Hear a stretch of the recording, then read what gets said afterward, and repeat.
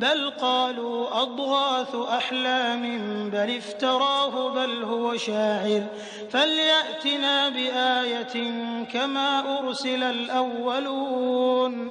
Nay, say they, these are but muddled dreams. Nay, he hath but invented it. Nay, he is but a poet. Let him bring us a portent even as those of old who were God's messengers were sent with portents.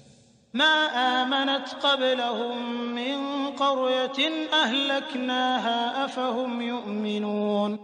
Not a township believed of those which we destroyed before them, though we sent them portents. Would they then believe? وما أرسلنا قبلك إلا رجالا نوحي إليهم فاسألوا أهل الذكر إن كنتم لا تعلمون. And we sent not as our messengers before thee other than men whom we inspired. Ask the followers of the reminder if ye know not. وما جعلناهم جسدا لا يأكلون الطعام وما كانوا خالدين. We gave them not bodies that would not eat food, nor were they immortals. Can the Qur'an be a revelation from Satan?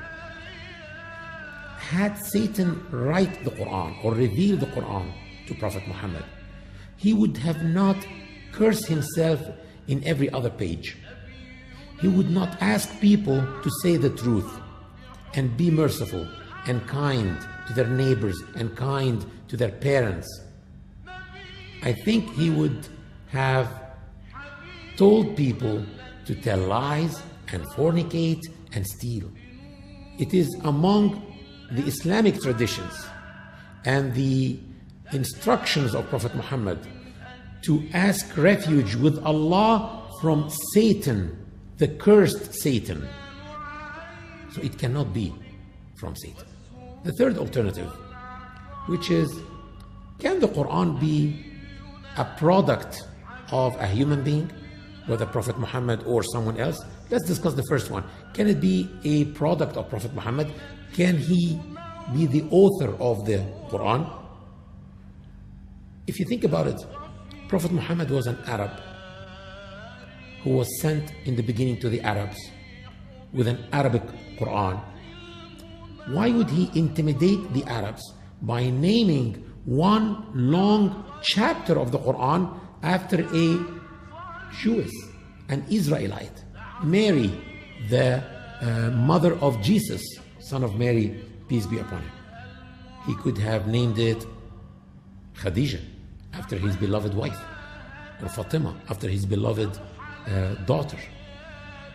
Who can tell me few verses from the chapter Khadijah or Fatima or Amina, his mother? No one, because there is any chapter in the Quran named after any even Arab woman. And if this Quran was the innovation of him, I mean Prophet Muhammad, peace and blessings upon him, as some have claimed, then he would have made mistakes, or he would even be disabled, or even just ignored and disregarded all or most of these scientific facts.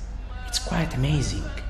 The one who was given revelation with these divine words of Quran was an illiterate. Also, there are many verses in the Quran that are disciplining Prophet Muhammad himself. One whole chapter is called Abasa, which means he frowned.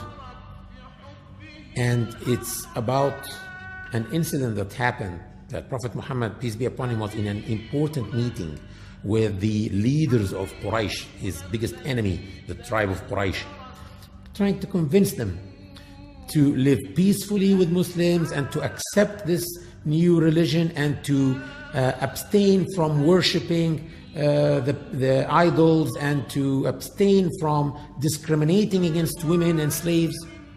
So it was an important meeting, and one of his companions heard his voice, and he was a blind man. So he came to Prophet Muhammad telling him, "O Prophet of Allah, give me an advice." So when the Prophet saw him, he felt like it's not time for this.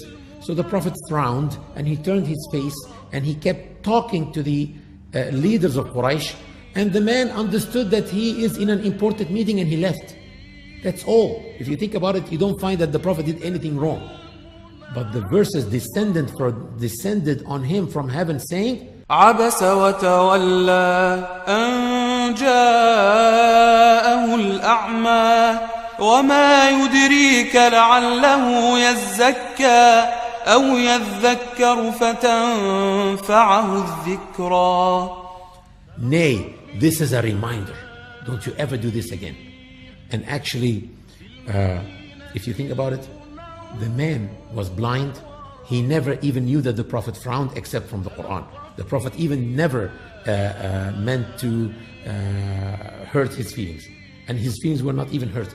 Maybe if it was up to Muhammad, I think it would be logical when he corrects himself for something that everybody thought was wrong, something that caused a problem. At that point, he would amend it and say this is the divine correction. That makes sense. But why would he do that about something that no one considered as wrong? something that nobody even saw happening? How can he say so about himself? How can he be disciplining himself like that? Also take into consideration that his name was not mentioned in the Qur'an except 5 times. It's also intriguing that the Holy Qur'an is the only book on earth that never had the author's name written on its cover. Now let's discuss the possibility of the Qur'an being authored by another human being, not Prophet Muhammad himself also. No human being can be the author of the Qur'an for so many reasons. Number one, the Qur'an predicted future events. The Qur'an has a miraculous scientific aspect. The Qur'an has a miraculous linguistic aspect. And the Qur'an has a miraculous legislative aspect. Let's talk about the first one, predicting future events. There are events in the Qur'an like the Romans being able to regain their land and defeat the Persians after being defeated. There's a whole chapter in the Qur'an called the Romans, and it starts like that. The Romans has been defeated, but very soon they will be victorious. It's like saying today that the USSR, the Soviet Union, will come back within very few years, and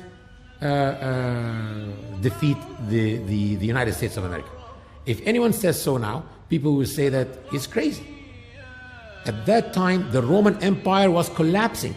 They were losing their territories to the Persians. Egypt was invaded by the Persians, and most of the territories ruled by the Roman Empire.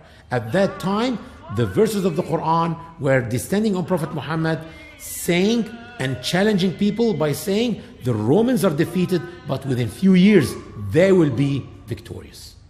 I think this proves easily that it is not his own handiwork.